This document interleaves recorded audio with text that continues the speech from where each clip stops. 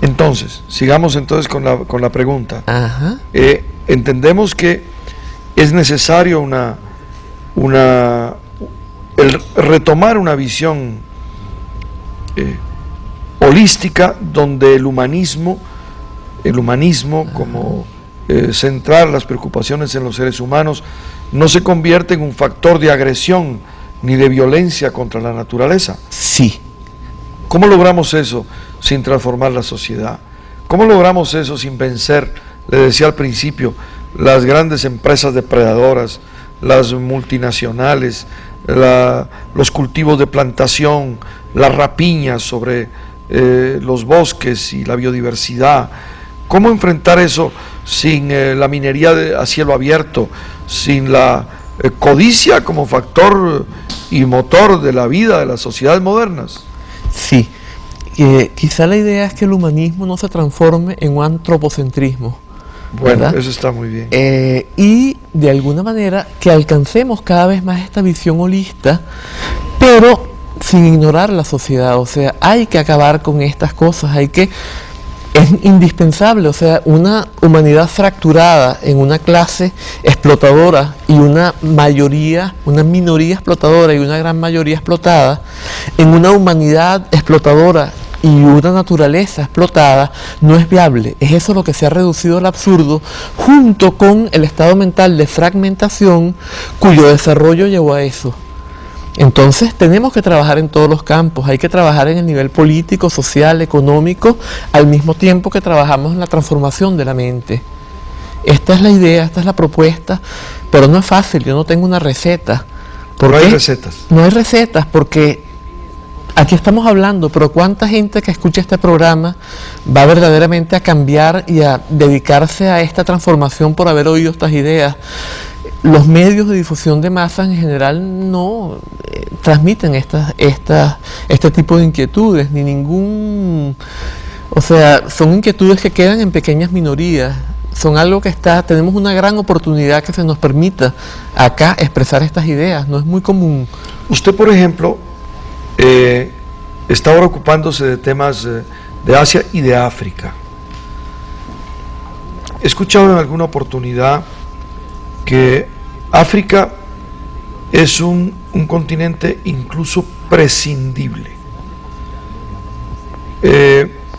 Algunas grandes fuerzas económicas interesadas en la explotación de los recursos naturales dicen que, salvo algunos nichos específicos de la minería de oro, del platino, de los diamantes, ya África ni siquiera interesa para ser explotada.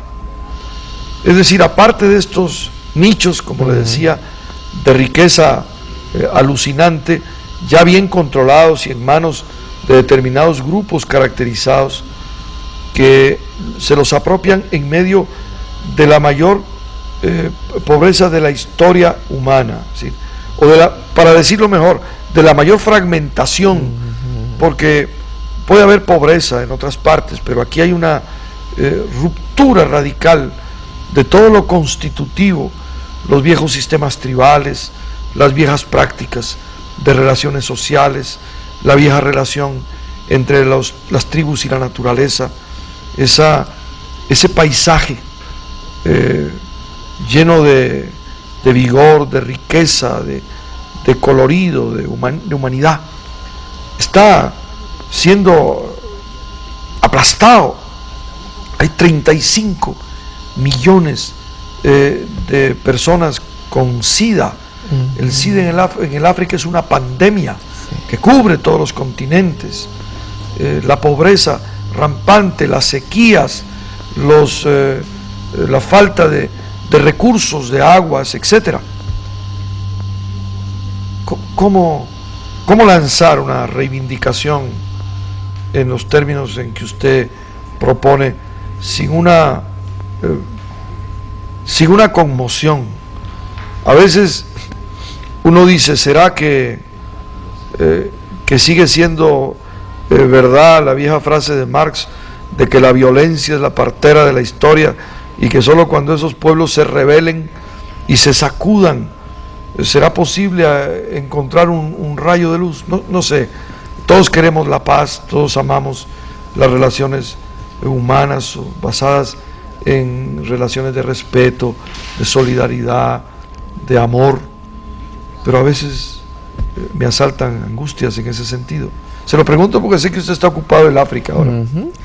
Eso totalmente de acuerdo. Yo creo que lo que hablamos de la reducción al absurdo es lo mismo.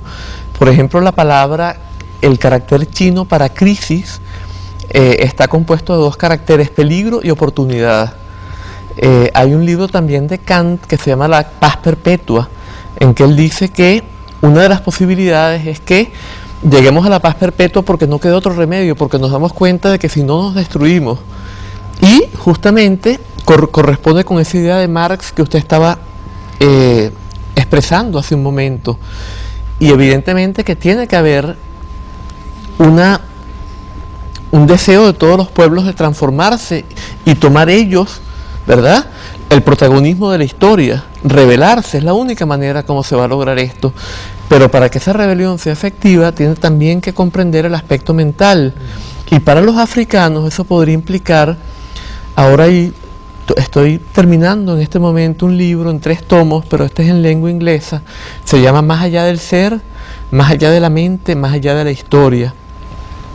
Más allá del ser, bueno, tiene que ver con, es una polémica con Heidegger, después más allá de la mente tiene que ver con una filosofía de la mente y lo que yo llamo una psicología metatranspersonal como opuesta a la psicología transpersonal. Y por último, en Más allá de la historia, se mencionan los conceptos religiosos de muchas tribus de África que plantean justamente, o sea, ellos ven lo sagrado en la naturaleza y ven lo sagrado como un espíritu que permea todas las cosas vivas o minerales. Y quizá lo que era propio de los seres primitivos y lo que permitían que mejoraran el medio ambiente es que ellos comulgaban de alguna manera, ¿verdad?, en la vivencia de este espíritu que todo lo permea. Es el mismo gran espíritu del que hablaban los indios norteamericanos. Así es. Sí. Entonces, de lo que se trata es esto. Si comulgar en este espíritu implica romper la fragmentación, dejar de sentirnos separados. Y quizá este es un elemento importantísimo. O sea, por eso decía que hay que trabajar en muchos planos. Usted me ponía el énfasis en el plano político, social, económico. Evidentemente, sin eso nos destruimos. Si los pueblos no toman el protagonismo de ir más allá, de superar por ellos mismos todas estas contradicciones, oponerse a ellas, rebelarse contra ellas, no vamos a llegar a nada, vamos a destruirnos. Pero si al mismo tiempo no hay una transformación de nuestro estado mental que permita que volvamos a comulgar como aquellos africanos primitivos, como los americanos primitivos, como los asiáticos primitivos y como los europeos primitivos, porque también los europeos primitivos tenían una religión de comunión, ¿verdad? Por ejemplo, la primera religión griega, la deidad era Pan, y Pan significa todo. Pan era el dios de la totalidad, no era patas de cabra tocando la flautita, sino que era la totalidad de lo que era lo divino. Luego aparece, por ejemplo, Dionisos. Hay un libro de Alain Danielou que se llama Shiva y Dionisos y muestra que el dios Shiva de la India es el mismo Dionisos de Grecia, Dionisio también decimos, ¿verdad? El dios de la comunión a través del vino y de todos los impulsos propios del organismo. En vez de reprimirlos, utilizar esos impulsos para llegar otra vez a ese estado de plenitud, a ese estado de comunión, ese estado holístico en el cual superamos la fragmentación y comulgamos en la vivencia del todo.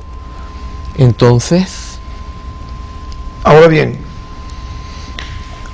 le comprendo y sin embargo me surge una preocupación. ¿Cómo podría vivir una comunidad humana? Bueno, muchos hablamos del espíritu de solidaridad, le decía, de fraternidad, de ayuda mutua, de colaboración, de amor, que es una palabra tan holística. Los pueblos estamos separados por fronteras. A veces ya nadie se acuerda ni interesa cuándo surgieron, cuándo aparecieron, si fue el producto de guerras, de confrontaciones, de intereses, de intrigas. La historia de las fronteras debe ser, si se escribiera, una de las historias más sórdidas de la historia humana, o las fronteras del África. Uno las ve con esas rectas astronómicas, porque los colonialistas dividieron ese continente entre paralelos y meridianos, con los límites de los grandes ríos. No les importó quién vivía ahí, quién estaba de un lado, de otro lado del río, quién del otro lado de un meridiano, de un paralelo, y partieron ese continente como les dio la gana.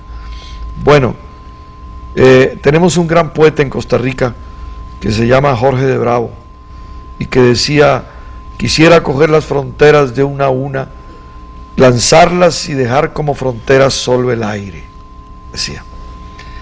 Bueno, esa búsqueda de confraternidad tiene que tener movimientos propios, específicos. No quiero convertirlo aquí en un preboste de una nueva concepción política o social, pero ¿qué pueden hacer los seres humanos sencillos, modestos, como los que participamos en la vida diaria de nuestros pueblos? ¿Cómo pueden hacer para forjar sentimientos y valores sin una comunión de ideales?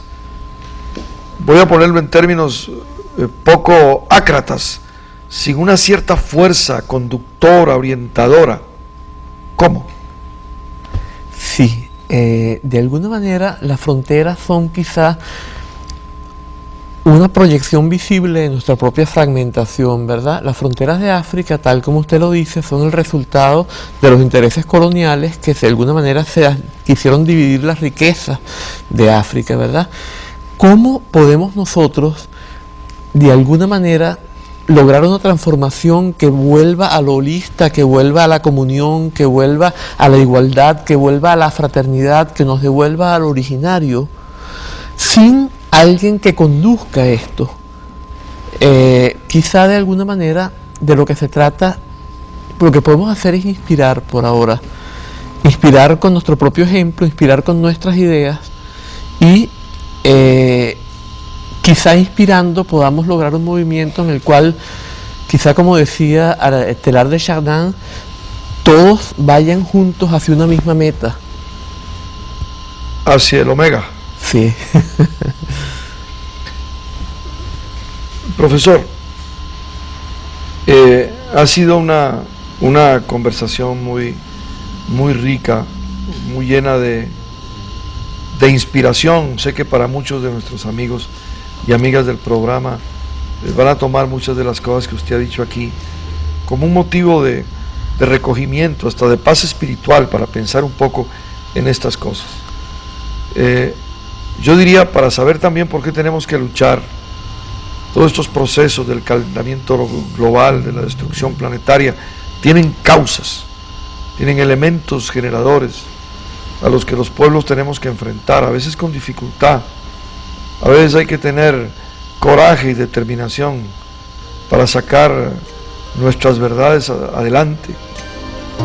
De modo que me siento muy complacido de su paso por Costa Rica, sobre todo de la oportunidad que me brindaron esos queridos y entrañables amigos Jorge y María Isabel. De modo que muchas gracias por su presencia en nuestro programa. Bueno, encantado de haber estado acá. La oportunidad ha sido para mí verdaderamente maravillosa y estoy encantado de poder haber transmitido algo, aunque sea una semilla de este mensaje, al pueblo de Costa Rica, este pueblo hermano y querido. Gracias, doctor Capriles. Hemos estado con el doctor Elías Capriles, profesor de la Universidad de los Andes en Venezuela, y hemos pasado un rato magnífico. Esperamos que ustedes también. Les recuerdo, diagnóstico todos los miércoles a las 10 de la noche. Saludos a todos en sus casas.